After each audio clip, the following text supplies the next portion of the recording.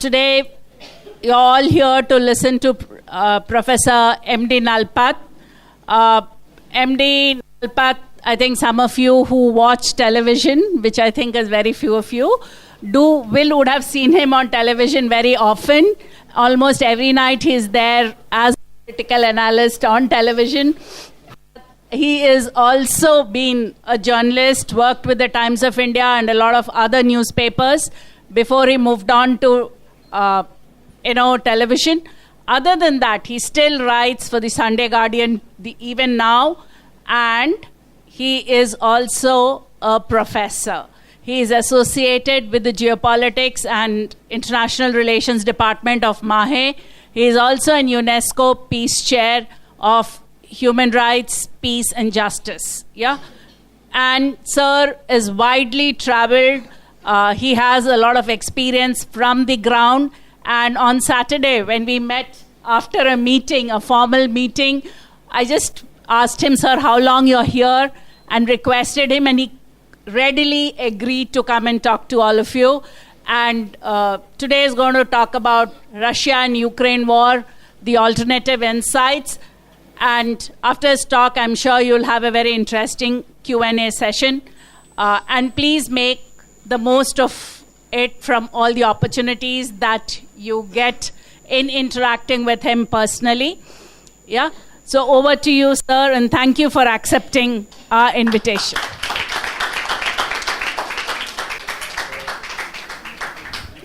Thank you very much, Dr. Padma, for this invitation.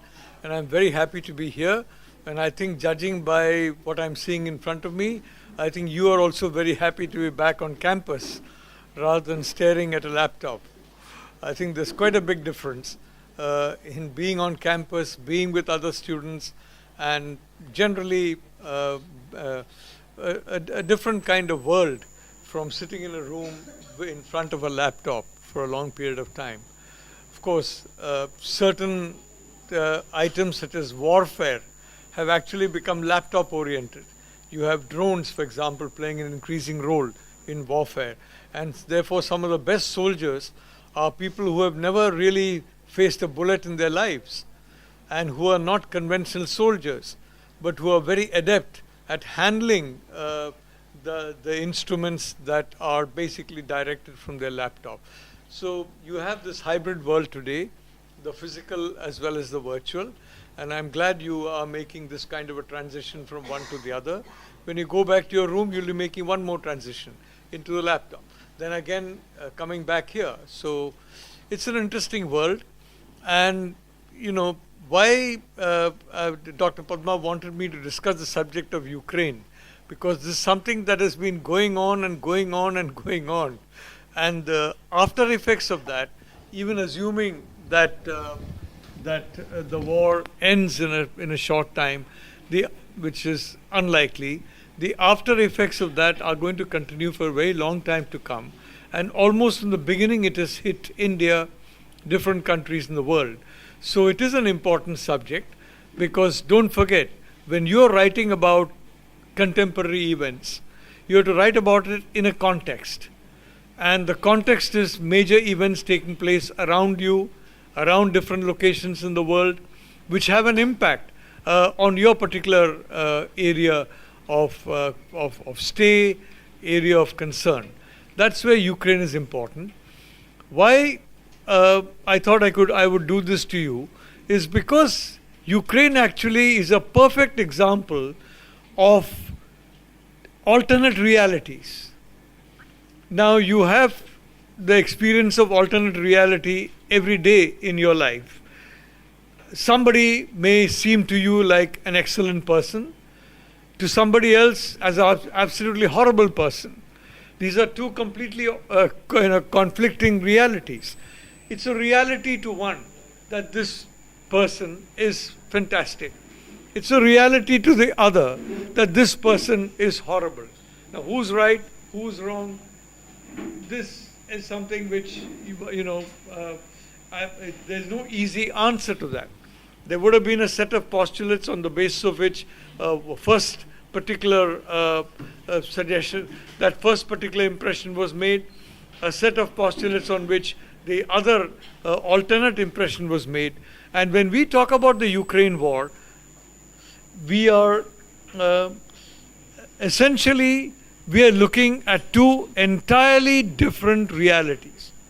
We are looking at one, the reality from, let's say, NATO on the Ukraine war, and the other, we are looking at the reality of the Russian Federation on the Ukraine war. It's therefore very interesting for you in communication to study these alternate realities and thread your way between them, and find out also, very importantly, how psychological operations, influencing of mindsets, influencing of morale through a perception of imminent victory or defeat, all that is taking place through messaging, through the use of the internet, through various other means, including, for example, social media. A lot of the data that we are getting about the Ukraine war comes on social media. And the Ukrainians have been pretty good at it, frankly.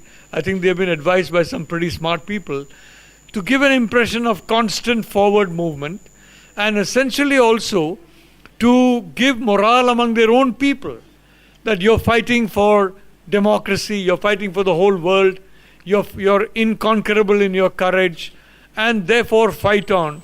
And in that sense, therefore, trying to make bearable the immense suffering that is being inflicted on the people of Ukraine, to a lesser extent Russia, to an extent the whole world, frankly, because of this conflict.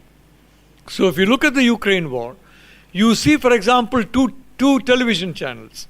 You see, for example, Russia television, RT. You see CGTN, Chinese television, and then you look at BBC or CNN, and you'll wonder if you're looking at the same war. You'll wonder if you're looking at the same protagonists, because the images presented in BBC or CNN are very different in their tone, in their tenor, from those presented by Russia television or CGTN. So this is what is meant by an alternate reality. That you have now, of course, this begs the question of whether there is any such thing as a reality. Reality is in the eye and the mind of the perceiver of that reality. My reality for everything is the reality that my mind perceives in a situation. Somebody else's reality may be entirely different. For example, you take the question of, let's say, for example, you ask Donald Trump to live in a 6-bedroom flat in Mumbai. Now, for most of us, 6-bedroom flat in Mumbai would be the height of luxury. For Donald Trump, it would probably be a slum. It would be absolutely terrifying to go to such a cramped space as a mere 6-bedroom flat. So that is Donald Trump's reality. That is the reality of almost the rest of us. It's totally different. So this operates in almost every sphere of our activity in our life. And what is very important for you as communication specialists is to understand the clash of alternate realities. To come to conclusions, yes, perhaps, for example, your channel, your mindset dictates a certain view of reality. And if you'd like to ensure that you've got success in your careers, if you'd like to ensure that you're not disturbed by the stand that you're taking or that you believe is being taken, you accept that reality as real and you function in accordance with that. But there's always an alternate reality in almost all instances. There's always an alternate reality. And that is what the Ukraine conflict has brought out in very stark contrast. The sharply contrasting narratives between NATO, the NATO powers, the NATO alliance, and the Russian Federation on the same operation. Essentially, it's a war on Ukraine, called by the Kremlin the special military operation on Ukraine. But whatever it is, This is a classic example of that, which I think is going to be studied for quite some time to come, not only in terms of its the influence on future hybrid warfare, not only in terms of its influence on the future range of hybrid, conventional, non-conventional, kinetic, non-contact weaponry used, but also in terms of the communications methods used to inform the world, influence the global community in one way or another about the conflict. Now, I'd like to begin a little bit about talking about this particular conflict and why it is there. Let's look at it from the US point of view. From the United States point of view, there is a logic in essentially ensuring that Russia not become empowered to be a great power, a superpower. Definitely not a superpower again. What is the reason for that? What's the foundational reason for that? The same foundational reason why China will not want India to develop into, we are already a major power, a superpower. We are considered to be on track to be the third superpower. We are moving on track there, and with a little bit of luck, we will be reaching there. But why does America not want Russia in that role? Why does China not want India in that role? For the simple reason that in Europe, the only country that is capable of taking the place of the United States in terms of primacy, in terms of future dominance, is the Russian Federation. In Asia, the only country that is potentially able to take the place of the PRC in terms of primacy, in terms of dominance, is, guess what? India.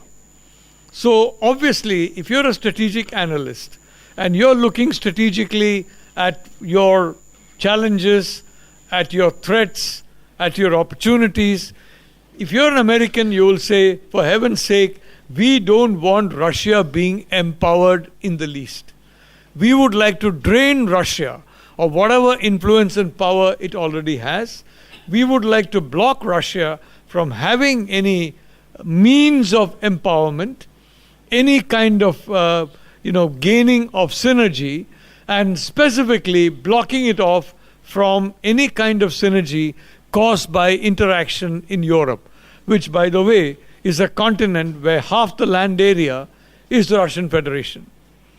Whether it's Asia, whether it's Europe, this country, half the land area of Asia, half the land area of Europe is the Russian Federation. So when Europeans talk about Europe, they exclude Russia. Essentially, they're excluding half the land area of their own continent. And when we talk about Asia, we hardly ever think of Russia. We actually think of Russia as more European than Asian, in fact, European. So we don't really consider it Asian. But the reality is, Russia, its tundra, its Siberian wastes, whatever, it's absolutely half the land area of Asia. So there is a logic in the American position on Ukraine. There is a logic on the Chinese position on India, which is where, it's important to understand, even if you don't appreciate, and frankly, we as Indians cannot appreciate that logic on the part of the PRC. Russians cannot appreciate that logic on the part of the United States, but there is a logic flowing into their actions. In this situation, consider Ukraine and Belarus, Byelorusia. The Ukraine and Belarus are absolutely essential in terms of a land war, a ground offensive into the Russian Federation. In the Second World War, after the Second World War, I think you'll understand that some patch of land was handed over to Russia from Poland. And in return, Poland was compensated by some German territory going to Poland.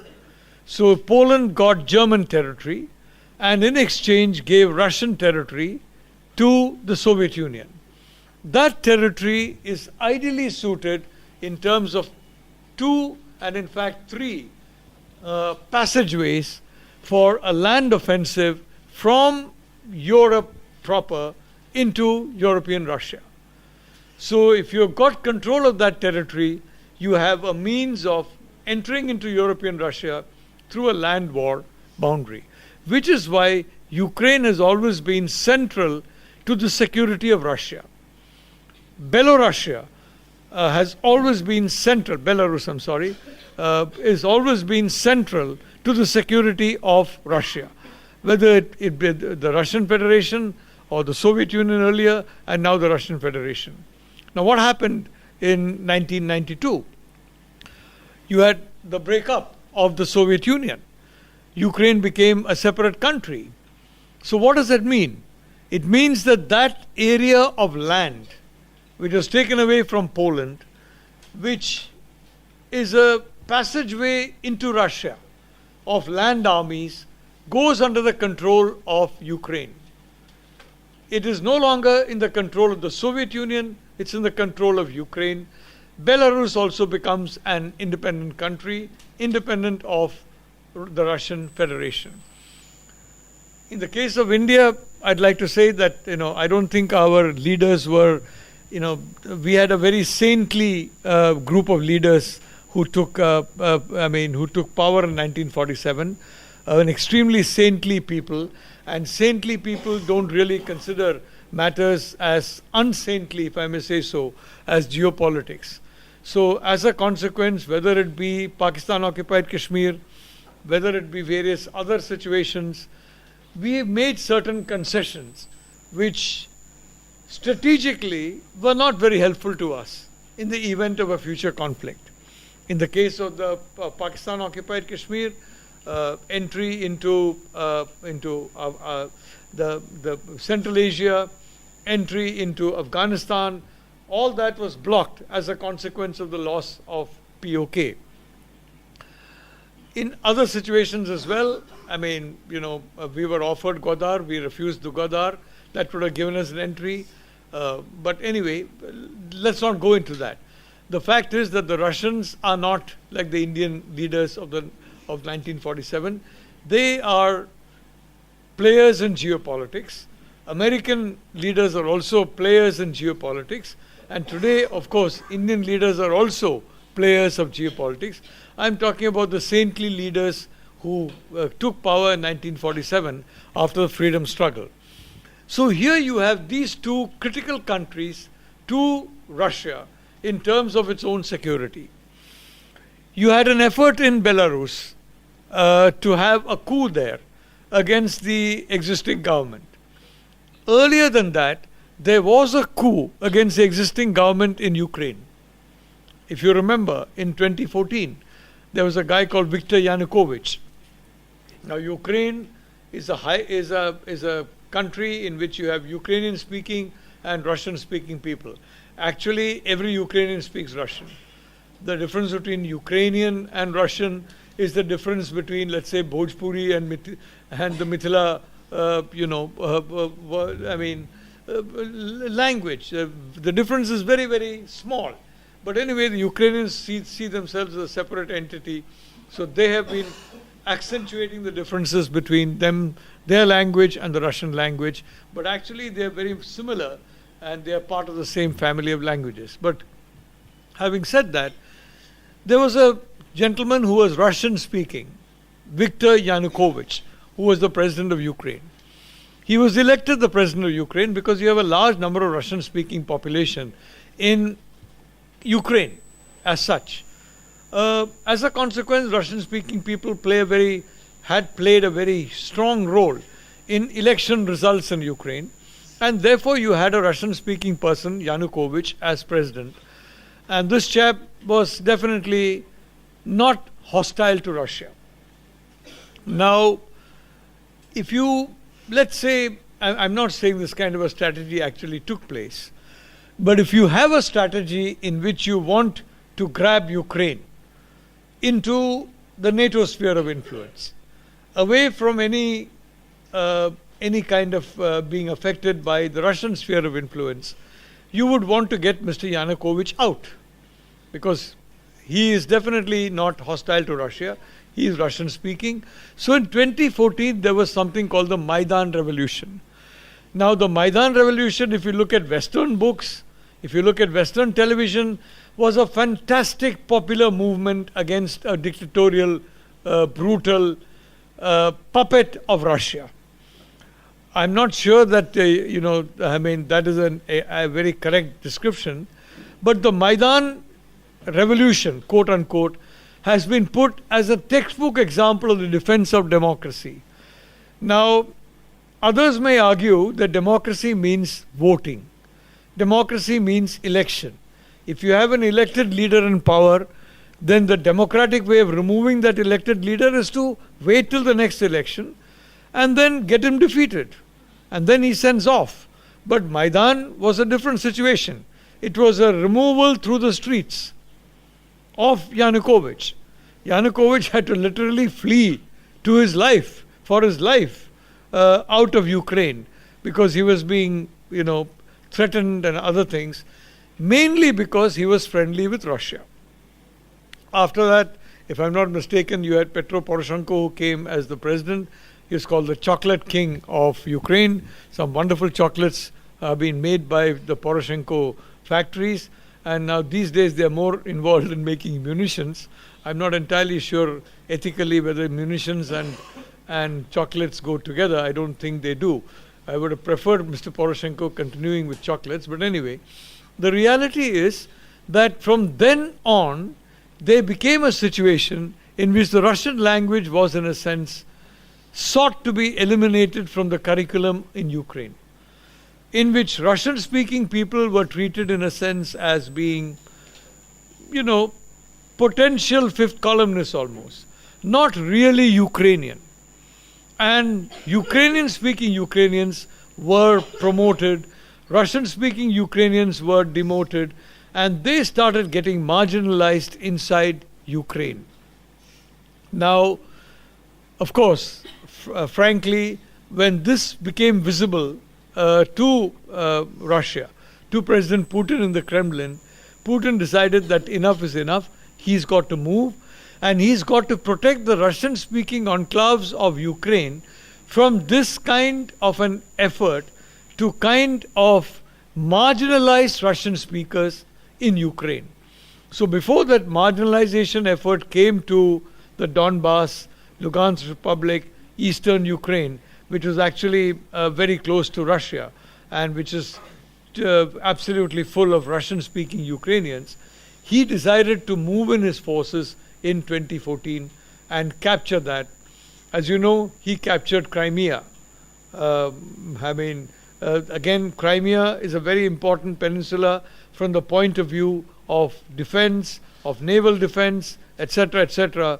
And if NATO had got hold of that, it would have been a very major blow to the defense of Russia and to Russia's ability to defend the two states that are essential to the defense of Russia, namely Ukraine and Belarus.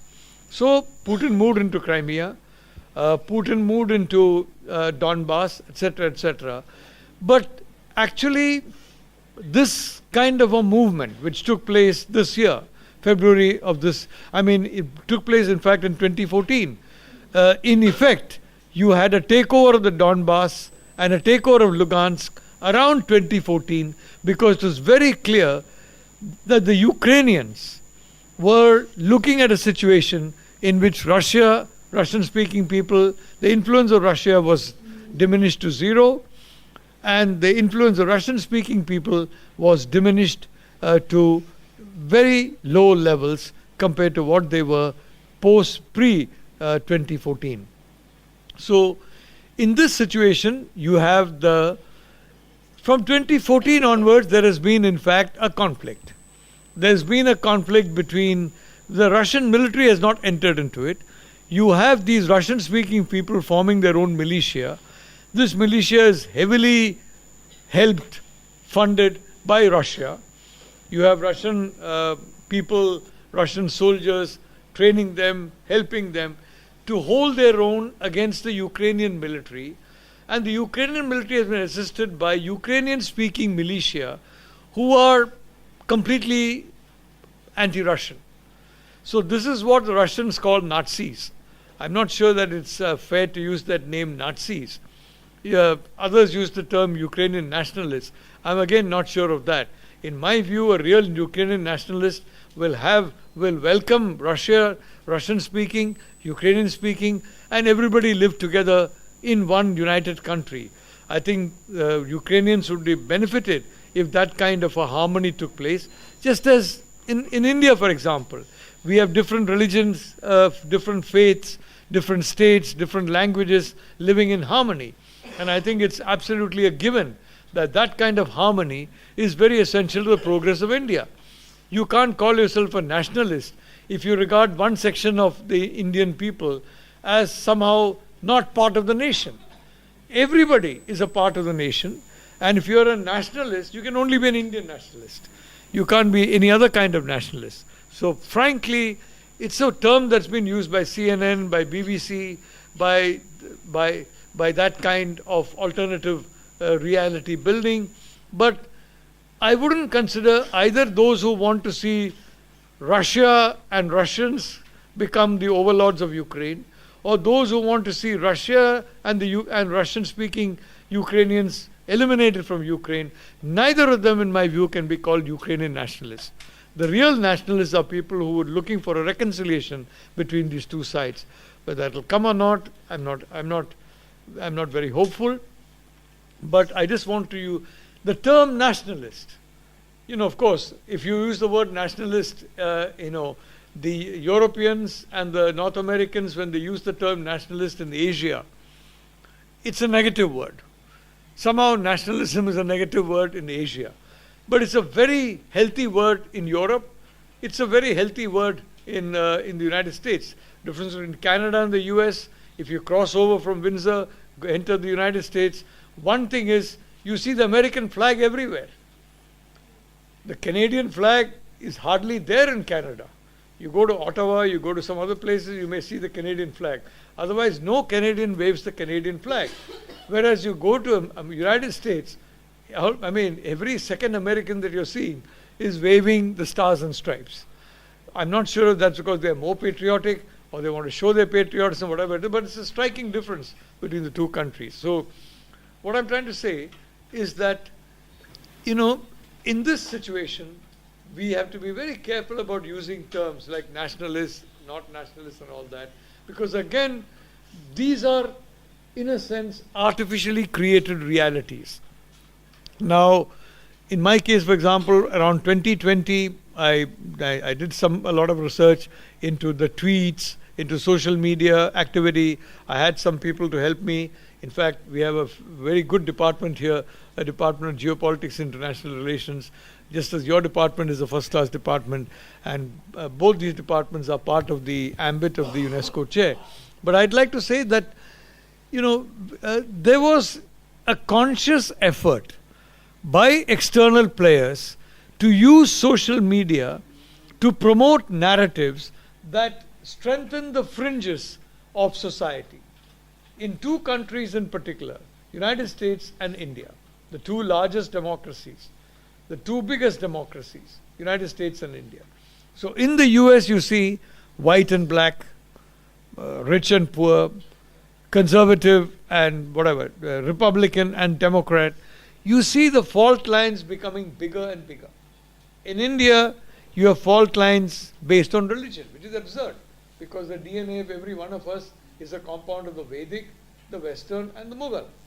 It's absolutely, all three are mixed in all of our DNA. You cannot separate the DNAs of the Vedic from the Mughal or the Western. So if you think you're a completely westernized chap, sorry, there's a lot of the Vedas in you, there's a lot of the Mughals in you. If you think you're a Mughal and you're completely Mughal, sorry, you've got a lot of the Vedas in you, you have a lot of the Western in you. And if you think you're very westernized, sorry, you're not. Of course, the good news is a lot of westernized people are now adopting a lot of the languages, cultures, and even the food of the people whom they used to colonize. So there is a kind of a cultural exchange, or I wouldn't want to use the word colonization. It's got a negative connotation. But if you go to some parts of the United States and some parts of Britain, it's impossible to meet anyone who is not from the Indian subcontinent. I mean, they may be Pakistanis, Bangladeshis, Indians, but it's very difficult to find someone in some localities who are basically, who are not, from the Indian subcontinent. The same thing in the United States as well. There are some places in New Jersey or some other places where it's impossible virtually to find someone who is not from the subcontinent. They're all over. But anyway, so going back to that, so you have a situation in which now Russia under Putin, by around 2006, Mr. Putin actually, believe it or not, he was very similar to Gorbachev. Yeltsin is a class by himself. He didn't have any ideology except enriching himself and his family. Essentially, Russia was run by those who are intent on enrichment during his time. But Gorbachev had this vision that we are all a common European family. He seems to have forgotten about that half of Soviet Union which was in Asia. I don't think Asia was ever very important to Gorbachev. So he started talking about this common European family, and he tried very hard to enter the common European family, to be friendly with the common European family. So it becomes one big happy family, rather than one part of the family being hostile to the other. Now we have all got cases in which you have some family members who are not friendly with other family members. I don't know. I hope it doesn't happen in your families. But, fortunately, it's not very acute in mine. But there are families in which there are bitter disputes and feuds. Now, obviously, Gorbachev thought of himself as a European, not as a Russian. In my view, Russians are neither European nor Asian. They're Eurasian. They're an authentically Eurasian country. But Gorbachev thought of himself as European, and he tried very hard indeed to integrate into the European family by giving a huge number of concessions to the European countries, to the United States. Ultimately, the Soviet Union collapsed in large part because of its own failures of governance, but in some part because of the unilateral surrender by Gorbachev of a lot of Soviet interests to the other side, expecting a rescue from them. Now, let's assume that there are two enemies, and there is a person who's an enemy of mine who wants to finish me off.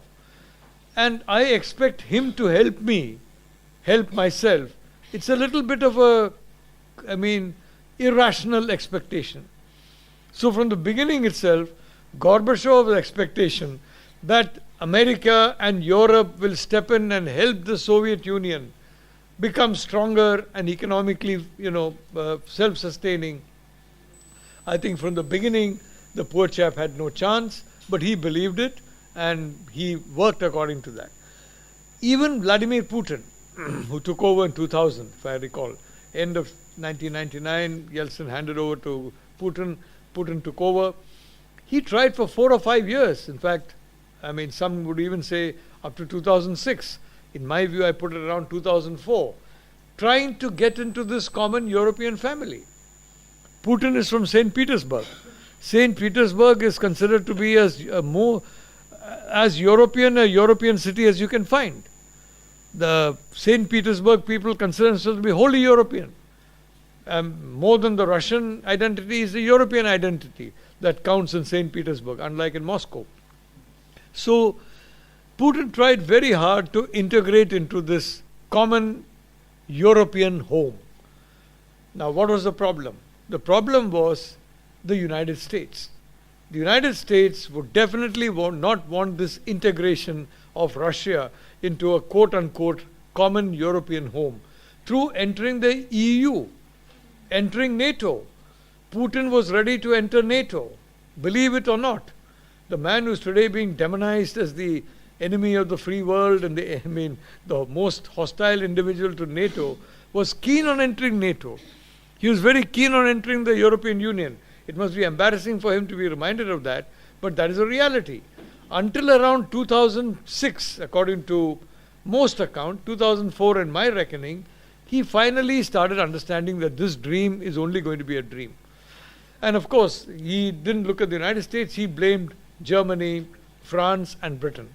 He said if Russia comes into Europe, Germany, France, and France will lose their preeminent power in the European Union. You have a Franco-German partnership which has gone on for quite some time, and that Franco-German partnership has been highly influential in the European Union.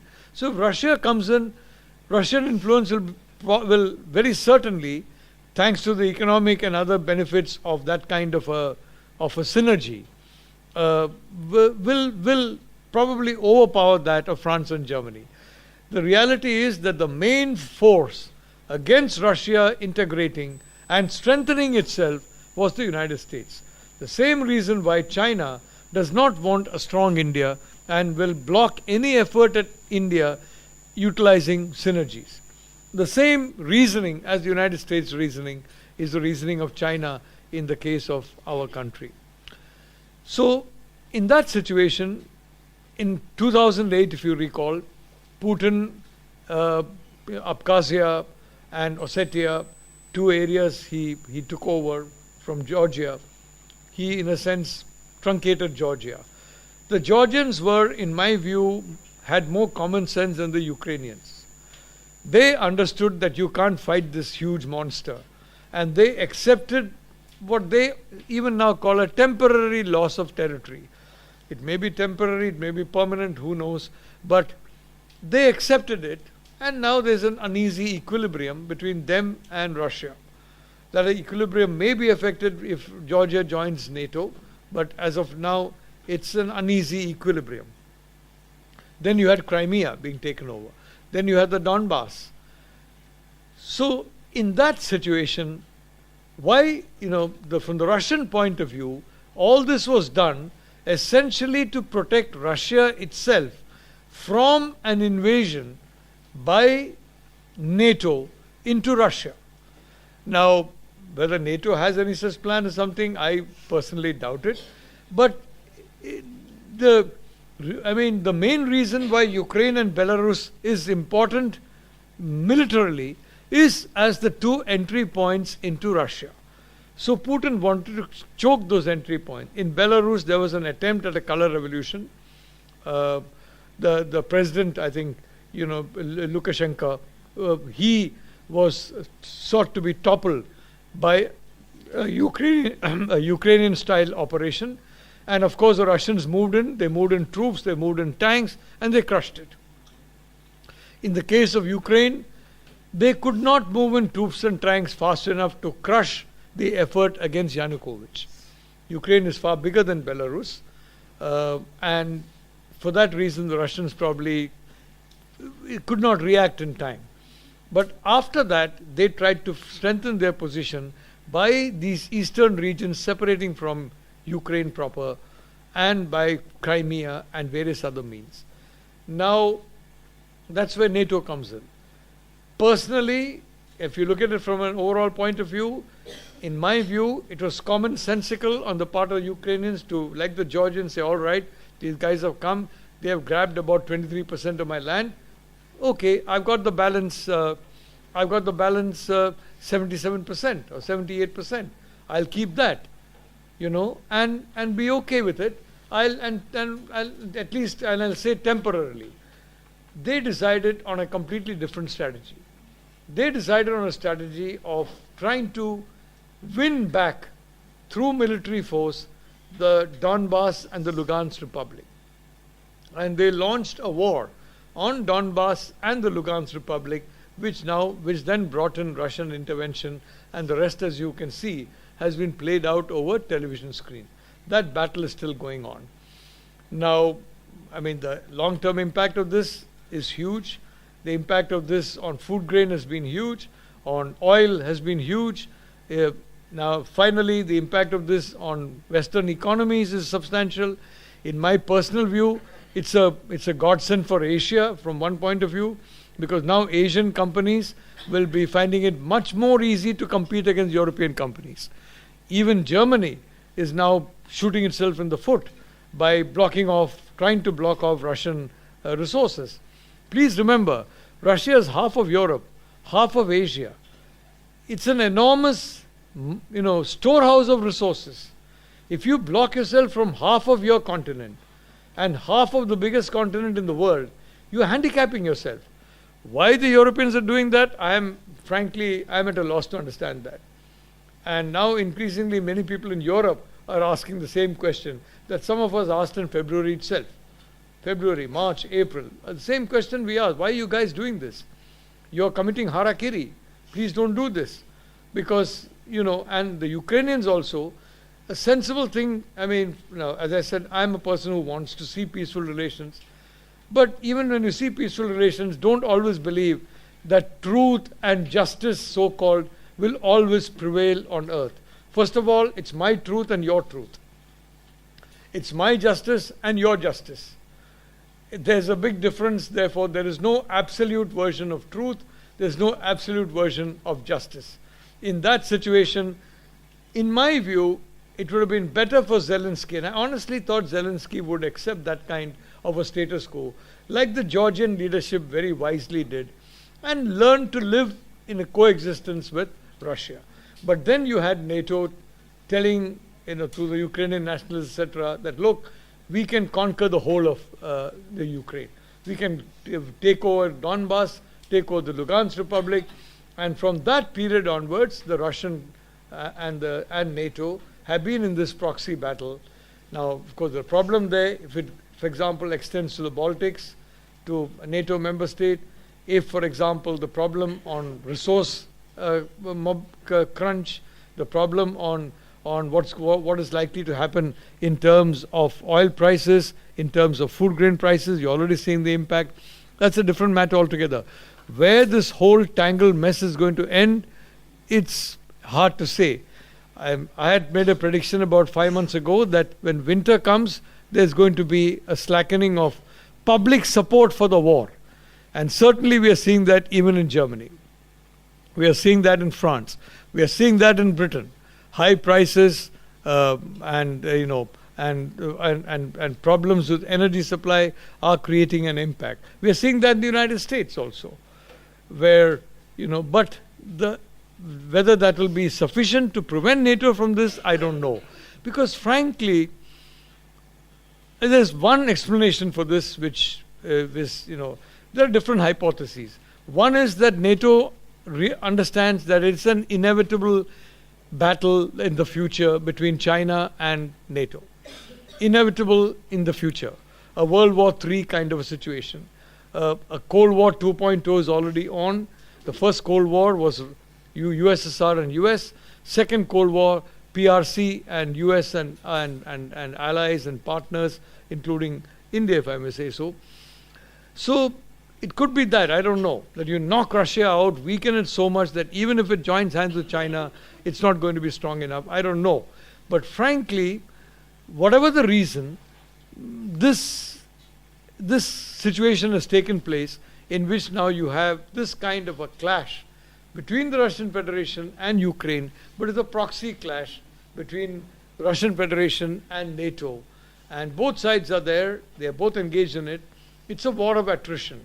The reason why it's a war of attrition, the Russians have not deployed all the absolutely top-of-the-line weapons that they have, including nuclear weapons. Why?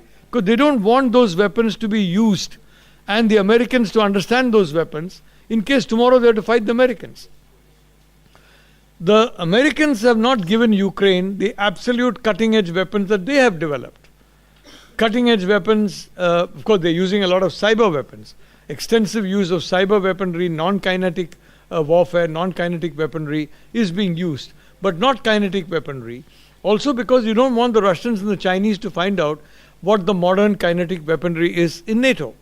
In case there's a future war between PRC, Russia, NATO, it's horrible if it happens, but it's something that war planners have to take account of. So this is the situation that we are finding ourselves in. So on the one side, you are basically arguing that you have this very, you have this battle against for for protecting the Ukrainian people. On the other side, you have this thing that we are protecting the Russian-speaking people. On the one side, you're talking in terms of standing up for democracy, freedom, etc. On the other side, you're talking of preventing other countries from dominating you, dominating Russia. You have these alternative realities. I'm not alternate realities. I'm not going to get into a moral judgment as to who's right and who's wrong. I'm not going to get into that. But the reality is that this conflicting reality, these conflicting objectives are defining the world in which we are, in which such conflict, unfortunately, has become an intrinsic part. So this is in very, if I may say so, in a few points, the genesis of this particular conflict. The genesis began with the fall of the Soviet Union. The genesis began with the expansion of NATO in Eastern Europe. The genesis began with the ouster of Yanukovych. And the war began as a consequence of the Ukrainian effort to recapture by kinetic force the Donbass and Lugansk Republic from the pro-Russian dispensation that are in power there. In a similar political pathway to what happened in Kiev for the whole country, in which a pro-Russian leader was toppled through the streets and a very viscerally anti-Russian coalition took office in Ukraine, and which has held office ever since. So this is the situation. I'm sorry if it's if the issue, if it's not entirely clear. The fact is, the fog of war is the fog of war, and very difficult to get into a clear clarity about many things that are happening, whether on the battlefield, the stories that you get, again, you go to one side, you go to the other side, entirely different stories. The origins, two different stories. So that's what I thought I will concentrate on, the alternate reality of the Ukraine war. Thank you. Now the floor is open for question and answers. If you have any questions, please ask. We were talking about how China doesn't want... I'm Smriti, I'm from first year. So we were talking about this point of view where we think that China is not, is actually wants to stop India from being a superpower. But why are we not looking at the other side of it? Like, all the SAARC regions say that we are displaying a hegemony in the area. Why are we talking about this? Like, can you please throw some light? Yeah. As far as SAARC is concerned, I mean, I quite agree. There is a perception that India is a bit too much the big brother. And there were periods in time in which India was really acting like a big brother. For example, blockading Nepal. I mean, those blockades, frankly, did a lot of damage to Nepal and hurt the image of India in Nepal. But the good news is, throughout South Asia, and in fact, this is the case even in Pakistan. Pakistan is a lot more than the army. Indians and Sri Lankans, Nepalese, Bangladeshis, even Pakistanis are very closely interlinked to each other. You look at Nepal, for example. If you look at the superficial thing of people in academic life, guys like us, people in journalism, guys like me, and you very soon in your lives, you will see a tremendous disconnect. But if you go into the substructure, if you go below these so-called elites, you will find a very close, symbiotic working relationship between Nepalese and Indians. They come to India, they work, or we go to Nepal. There's a lot of intermarriage, tremendous symbiotic relationship. Bangladesh now under Sheikh Hasina, now Bangladesh uses Indian territory to transship goods from Bangladesh to other countries or to India. We are now using Bangladeshi territory to transship goods to other countries in ASEAN. Terrific. It makes sense. People are happy. There was a time when Bangladesh said we will not buy Indian power because of Hindu power. Now, I don't really know, I mean, which of these guys is Hindu, which is Muslim, which is Christian. No one has told me.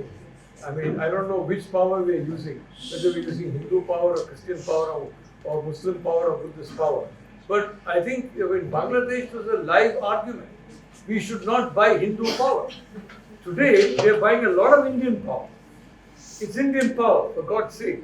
You have every different community helping to generate that power and transmit that power, and it's ridiculous to have this kind of a characterization.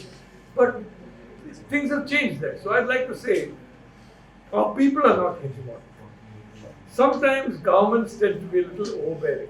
And may I say, to make you feel a little more comfortable about it, they're hegemonic not only towards Nepalis and Pakistanis and Bangladeshis and Sri Lankans, they're hegemonic towards us also.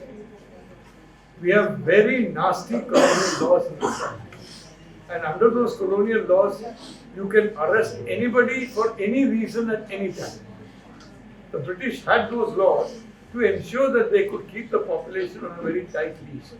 Now, after we got freedom, a lot of those colonial era laws, our IPC, Indian Penal Code, Code Judicial Procedure, all that is still based on the British model. And don't forget, this is not the British model for the British people. We say, oh, we got British law. We have British law for subjects, for slaves. We don't have British law for subjects of the Queen. We have British law for colonies. And unfortunately, a lot of that is still there. So if it's any consolation to you, I can assure you, some of that hegemonism seems to be there within the country as well. And that's something that we need to end. That's something, whether hegemonism outside or not, we should have. And the main reason why, previously it was all G to G. If you had a good G to G relationship, government to government, you were fine in a country.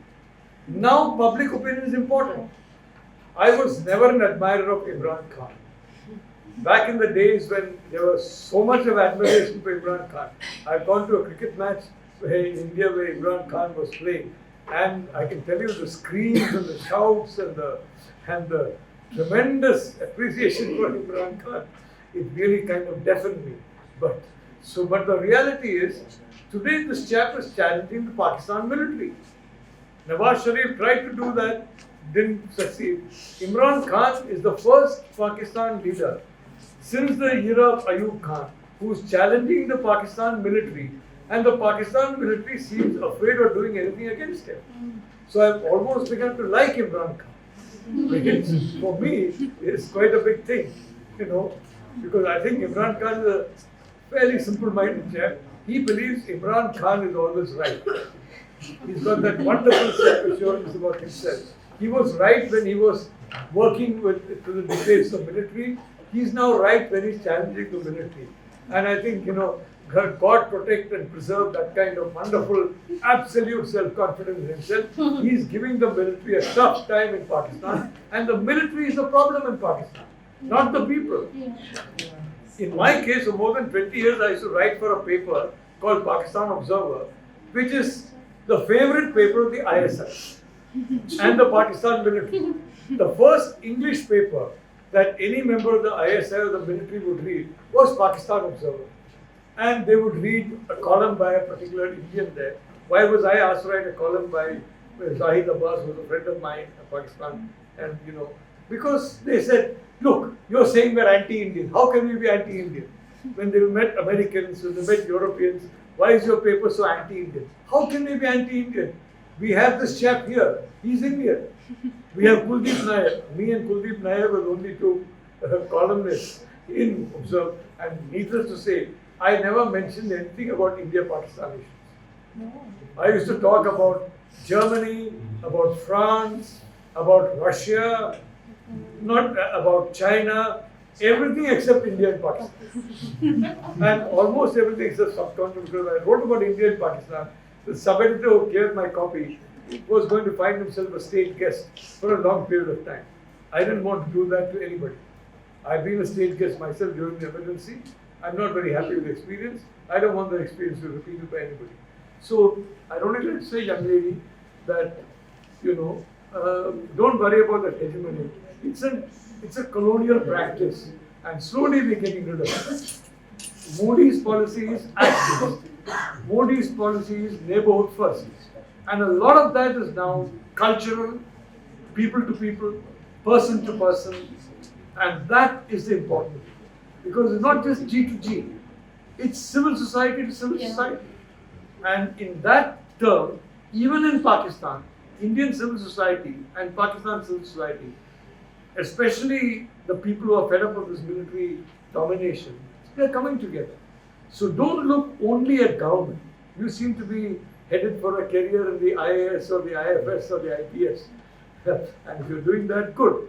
But the reality is, if you look at the overall relationship, it's not hegemonistic at all. Because Indian people, we can be, I'm not talking about guys who are, let's say, having high official position. It's very difficult for Indian people to be hegemonistic. And that's one of the reasons why our country has done pretty well. You take, for example, Sri Lanka. It went into a lot of problems. Why? Because there was an attempt to impose Sinhala language. In Ukraine, there's an attempt to impose the Ukrainian language over Russian language. In India, you have a very huge population from UP and Bihar. In fact, a substantial section of the population is also here in our campus in Manipal, and good for that. But they've never tried to impose that language on people. Lal Bahadur Shastri said from 1965, okay, you guys want English? Keep English. And so we have Tamil, we have Malayalam, we have Telugu. All these languages are official languages. Now, in Sri Lanka, or in Ukraine, or in so many other countries, there was the majority linguistic group tried to impose its will on others. It didn't happen in India. So personally, I don't think our chaps are very hegemonistic. So please don't look only at the G to G. And even there, hegemonism doesn't work. And as Xi Jinping is finding out now, it doesn't work. They are now acting very hegemonistically, and they're getting into a lot of trouble. And we are acting as the good guys. We're not even mentioning China. Chinese are doing all kinds of horrible things, but we're not even mentioning China. Why? Because we would like to show that we are not aggressive. We are the good chaps. We are not going to abuse. Let them abuse, we won't abuse them. So I'd like to say, don't be too concerned about it. You're telling me something. It was a problem in the old G2G situation, but today, in the civil society situation, it's becoming much less of a problem.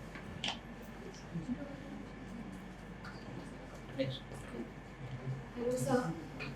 Sorry, go ahead. Yes, sir. So I'm Swati and I'm from MMC first year.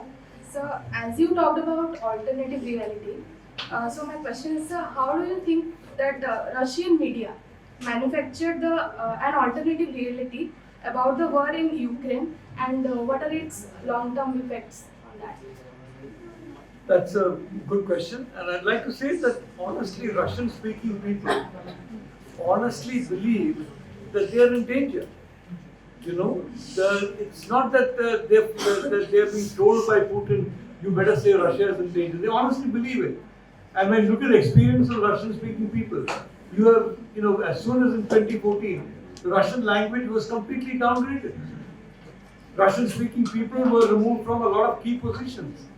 It has really been a systematic downgrading of the Russian-speaking population of Ukraine. By the post-2014, post-Maidan, Russia-phobic government. It's a fact. So, this has actually been a very popular narrative. It's not a forced narrative. It's a popular narrative. Which is why now the popularity of these pro-NATO websites is becoming much less in Russia. Because they are reflecting the NATO view, which is Russia is in the wrong. And Ukraine is in the right. And that's becoming very uncomfortable to the Russian-speaking people who are reading that kind of thing. So, Ukraine is not a perfect state. Russia, Ukraine, United States, any country, there are imperfections there. So believe me, it's not been difficult for that narrative to come forward. I'd also like to mention that one thing about in Russia, and that is, if you write nasty things about President Putin, your chances of enjoying good health are going to fall very sharply.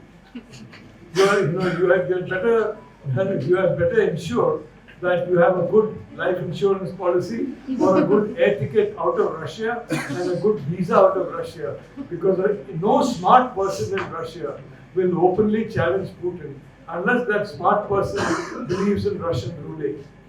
So President Putin is a wonderful guy.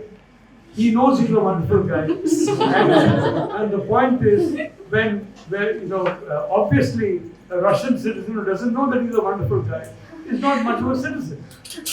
So, I mean, from his point of view, I can perfectly understand. I have been very complimentary to President Putin, called him a grandmaster of chess, and I believe that. But he's like Imran Khan. He believes completely in himself. And the good thing about President Putin, he believes others should also believe, like him, in the truth, which is that Putin is fantastic. So if anybody believes the lie that Putin is not fantastic, well, I mean, what's wrong with this chap? So media, fortunately, most of them believe in truth. And you don't forget, Pravda was the flag piece of the Soviet Communist Party. Pravda means truth. So that truth is alive and well in Russia.